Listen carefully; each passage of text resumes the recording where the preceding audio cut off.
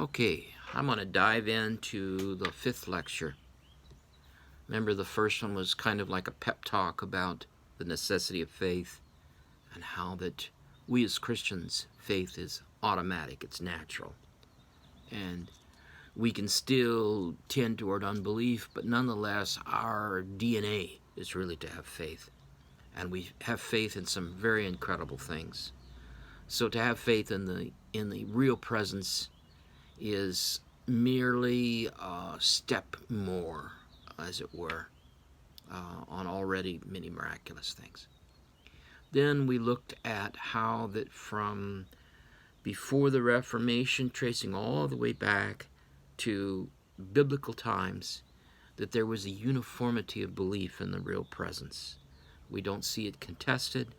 The earliest church fathers, as far back as we can trace, which is between 100 and 200, referenced very clearly the real presence and the belief in it and talked it as if it was universal. Then we said, well, let's look at the scriptures, and we looked at two of the larger scriptures on the Lord's Supper.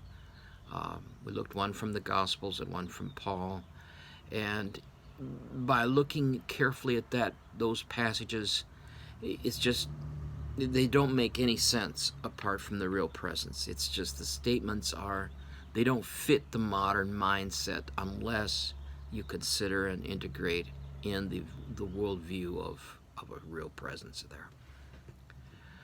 So this last, that was 3 and 4. This last lecture, I feel most uncomfortable with, in the sense that it's very hard to put into words concisely. And I have a tendency to ramble anyway, but I do feel like it's important. I've thought about this. I've struggled with this. I've never really taught on this. I've shared it individually some, but I haven't really lectured on it much. But I think it's important. The reason I think it's important is because I think there is naturally within modern man an aversion to the sacrifice, an emotional abhorrence to sacrifice, to blood, and therefore to the Catholic Mass. It's a guttural thing.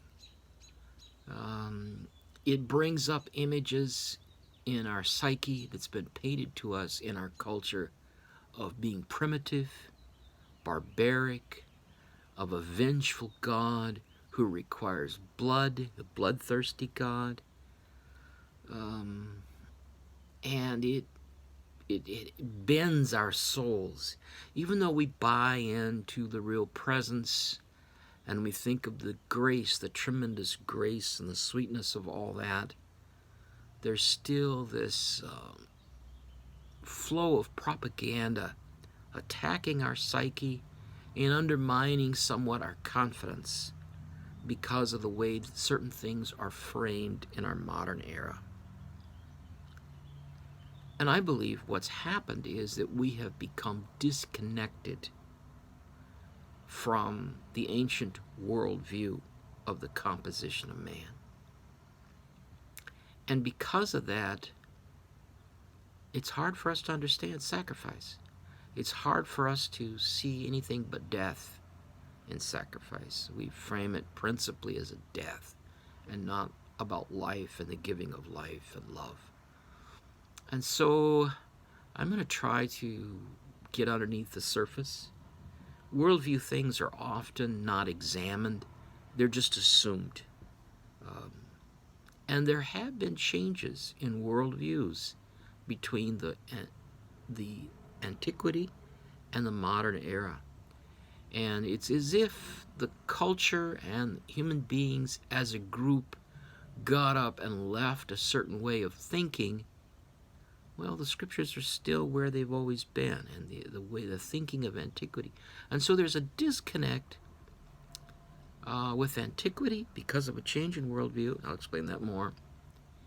And we've also, which is hand in glove with it, lost touch with Jewish roots. We've essentially said, well, the sacrifices are all done away with, and Jesus fulfills all of them, which is all true, but there's been a distancing from sacrifice in the Jewish system, and not even attempting to understand it or get inside the spirit of it or be sympathetic to it.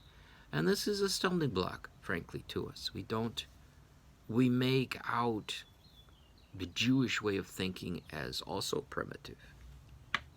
And I believe that both of these are somewhat arrogant and are wrong.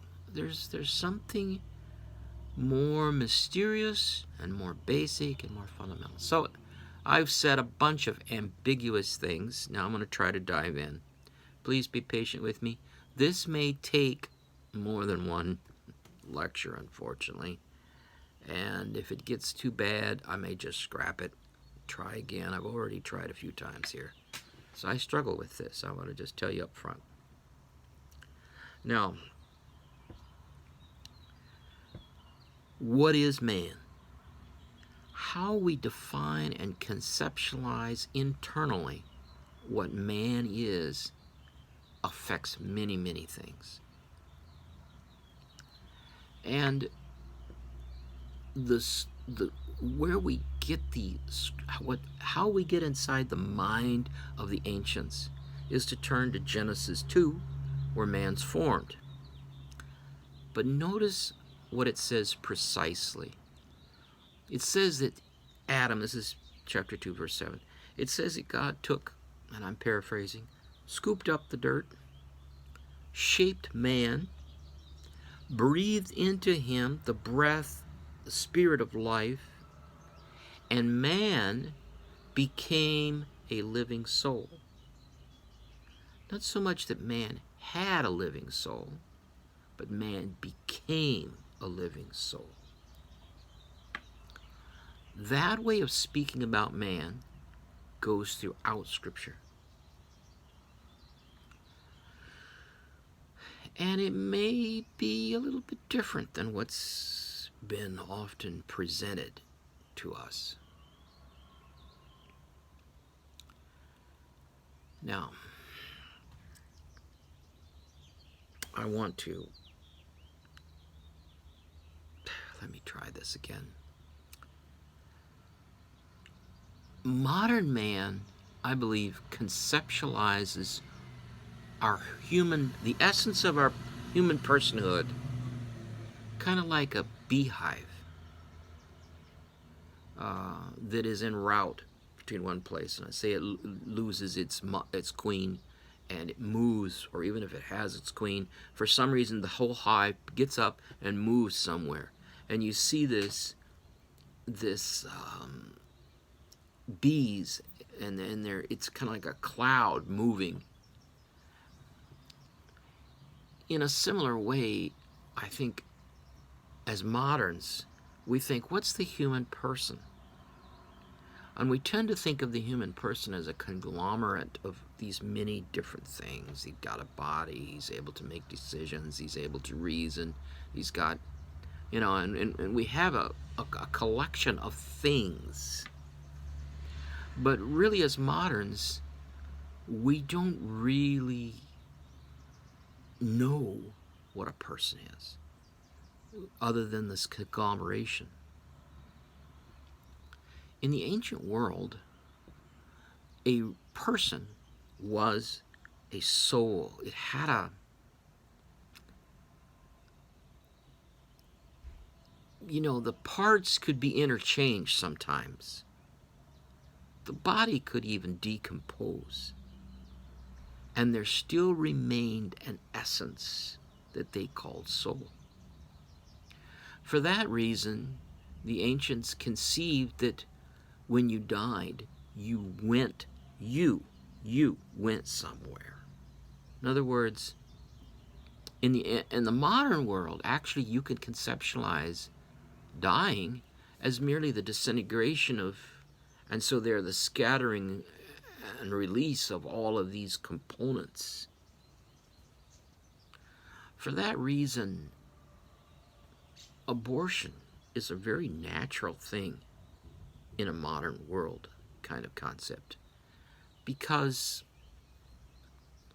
if we are a conglomeration of things, then the dismantling of those things is merely, it's not a travesty, it's just scattering the hive in a sense. It's releasing things that are separate anyway, that are just kind of a conglomerate. I know I'm being a little bit ambiguous. I don't, there is, though, this is what I want to convince you of, there is a different way of thinking in the ancient world about what a human truly is, and it has to do with this concept of soul. So we see with Adam that he was a combination of the material realm and of the realm above. Something from the God side was merged, and that merging of the two was called a soul.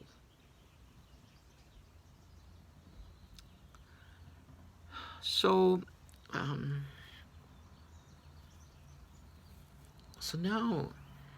now we can go to some other passages that talk about soul.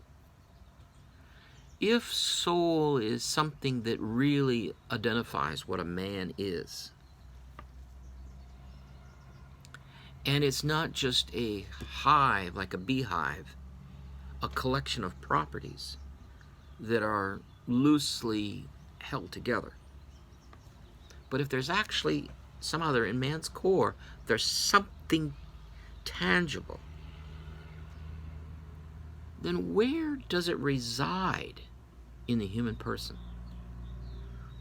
That is, when we look on a person, we see somebody who weighs a certain amount and a certain dimension, and we can see him walk and we can see him talk. And does that person's essence, is it a free floating phenomena? That is,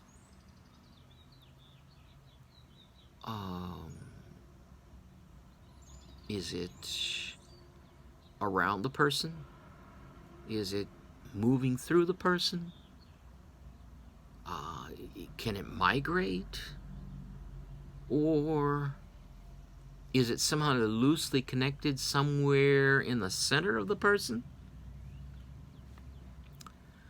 The ancients had a very specific idea about that.